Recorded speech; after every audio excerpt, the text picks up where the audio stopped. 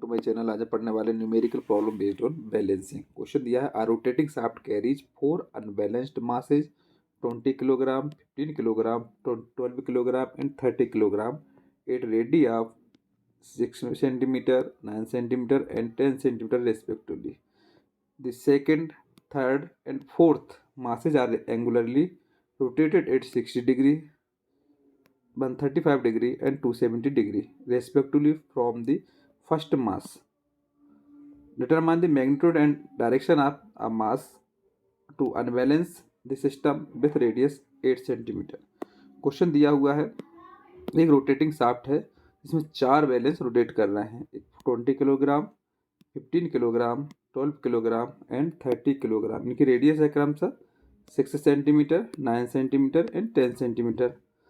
Second, third and fourth के angle दिए हैं, रोटेट कर रहा है 60 डिग्री पर, 135 डिग्री पर, 270 डिग्री पर।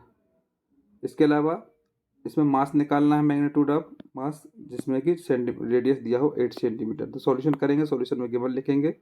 गिवन दिया हुआ है, m1 दिया हुआ है 20 kg, r1 6 सेंटीमीटर और θ1 जो कि रहेगा 0 डिग्री पर, m2 15 kg, r2 8 सेंटीमीटर और θ2 है 60 डिग्री, m3 है 12 kg, r3 है 9 सेंटीमीटर और θ3 रहेगा 135 डिग्री, m4 है 30 डिग्री, r4 है 10 सेंटीमीटर एंड θ4 है 270 डिग्री। इस तरीके से हमको रेगुलरली दिया हुआ है मास, रेडियस एंड एंगल। इसके रेस्पेक्ट पे हम डायग्राम बनाएंगे। तो डायग्राम में क्या करेंगे, यहाँ से पॉइंट से हम एक पहले 0 डिग्री पर 6 सेंटीमीटर की रेडियस पर एक 20 kg का मास बनाते हैं। ये हो जाएगा 20 kg, 6 सेंटीमीटर और 0 डिग्री। फिर सेकंड में हम क्या करेंगे, एंगल लेना है 60 डिग्री, तो यहाँ 60 डिग्री मेंशन करेंगे। 60 डिग्री पर रेडियस है इसकी 8 सेंटीमीटर और मास कितना है 15 किलोग्राम, तो ये सेकंड लेंगे।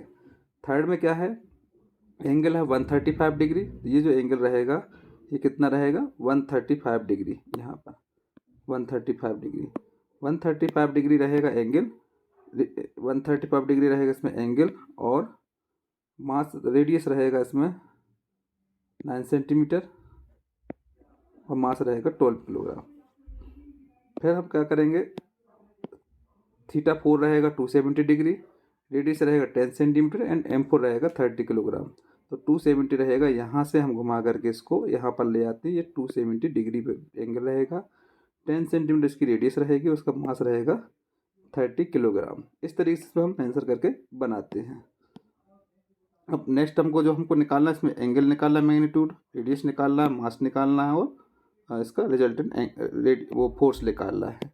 सबसे पहले क्या करेंगे, ये सब डायमेंशन जो दिए हैं हमको, m1 r1 θ1, m2 r2 θ2, m3 r3 θ3, m4 r4 θ4, तो इसके आधार पर हम क्या करेंगे, हॉरिजॉन्टल और वर्टिकल में निकालेंगे। तो रिसोल्विंग द फोर्सेज हॉरिजॉन्टली, सबसे पहले इसमें हॉरिजॉन्टली मिलेंगे। तो हॉरिजॉन्टली में क्या होगा, समीशन H इक्वल टू आ जाएगा इसमें m1 r1 cos θ1, cos θ लेते हैं हम हॉरिजॉन्टल में, तो m1 r1 cos θ1 plus m2 r2 cos θ2 plus m3 r3 cos θ3 plus m4 r4 cos θ4।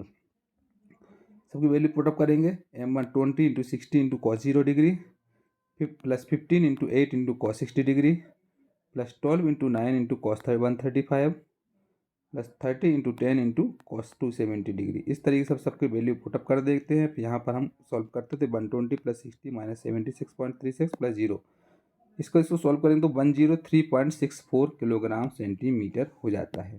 तो समीशन H आया कितना, 103.64 किलोग्राम सेंटीमीटर के बराबर।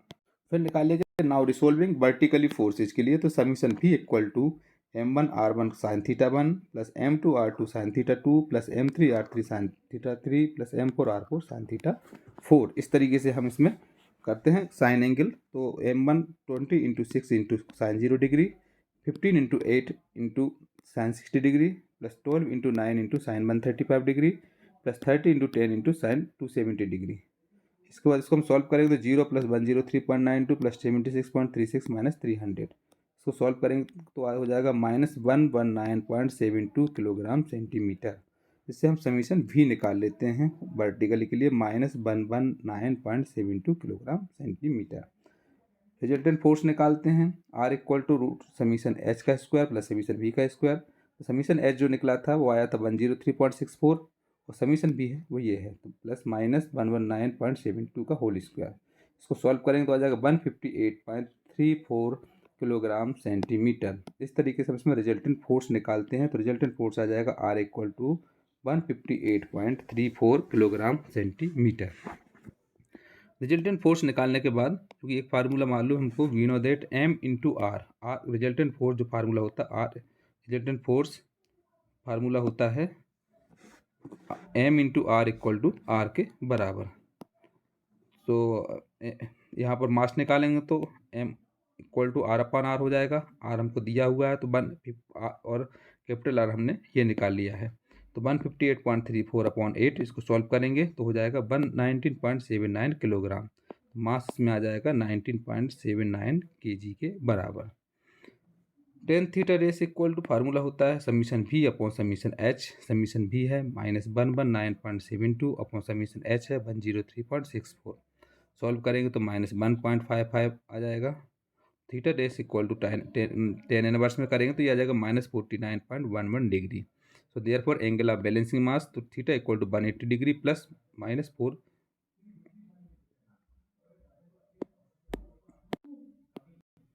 180 डिग्री प्लस -49.11 डिग्री, तो ये आ जाएगा 130.89 डिग्री थीटा आ जाएगा।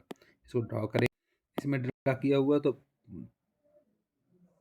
इसमें जब ड्रा करेंगे तो इसमें एंगल दिया, इसमें एंगल आया था 49.11 डिग्री, तो थीटा रेस इसमें थीटा ले लेंगे और यहाँ पर आर जो रेडियस आया था वो, और एम आया था जो, वो मेंशन करेंगे। इसके बाद 180 डिग्री पे प्लस करके कैपिटल आर और यहाँ पर थीटा रेस करेंगे, हम दिखाएंगे यहाँ पर, यहाँ से यहाँ तक का थीटा रेस और यहाँ पर आर निकल आएगा। इस तरीके से हम इसको सॉल्व करते हैं।